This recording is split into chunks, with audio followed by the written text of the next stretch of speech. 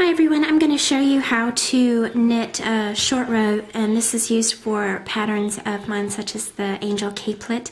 I'm going to show you how to knit up to the point where you have shortened a row before, and then I'm going to expand that and show you how to actually shorten the row to come back down.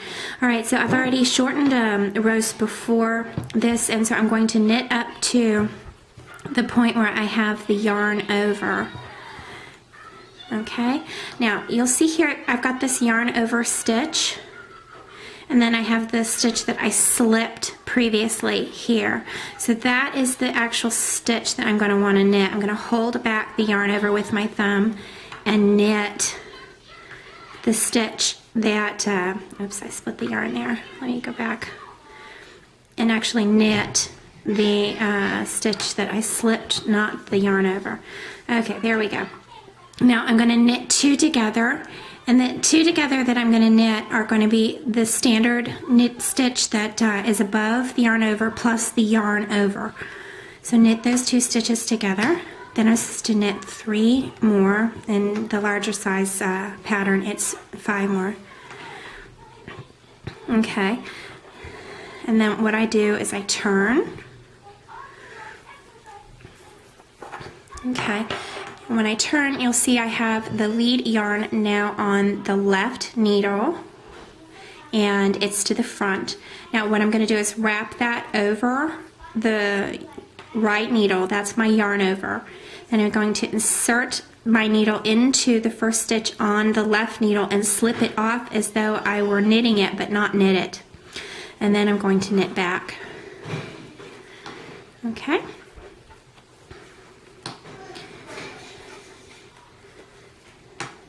This process will always result in having one more stitch on your needles than you had originally. And once you come back and do that process of holding the yarn over out of the way, knitting the slip stitch, then knitting 2 together, which includes that yarn over stitch, that will do 2 things. It will bring the original number of stitches back into alignment, so you'll have the same number that you started with originally, and it will close up the gap that you have by creating that short row. The short row, if you did not do this process, would be very obvious. You would have a hole that would appear in your knitting. Okay, so I'm going to knit all the way to the end, doing that original process that I showed you in the beginning, where I'm holding the yarn over out of the way, knitting the slip stitch, then knitting 2 together, which includes that yarn over. Here we go, we're getting close.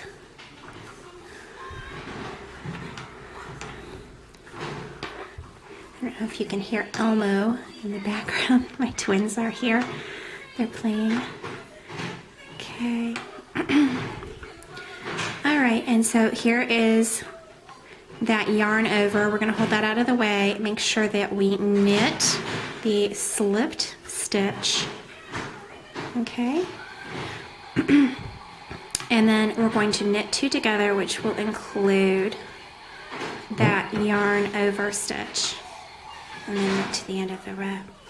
Okay, so the number of stitches that I have used is not necessarily the number of stitches that the pattern will show for your size, but it gives you the idea. The process is exactly the same. And what you end up with are short rows here that add body to vertical knitting without holes. Do you see how smooth that is? So once again, you're going to knit up to the point that you're told originally. You're going to turn the work. You're going to yarn over slip a stitch without knitting it, and then knit back. Then when you come back on the next row, you're going to knit up to the point where you have the yarn over. You're going to hold that out of the way. You're going to knit the slipped stitch. Then you're going to knit 2 stitches together, which will include the yarn over. And then the number of stitches that you need to continue with, it's usually 3 to 5 stitches or so. And then you're going to turn the work and repeat that process over and over again until you end up with this situation where you've got the short rows and the long rows.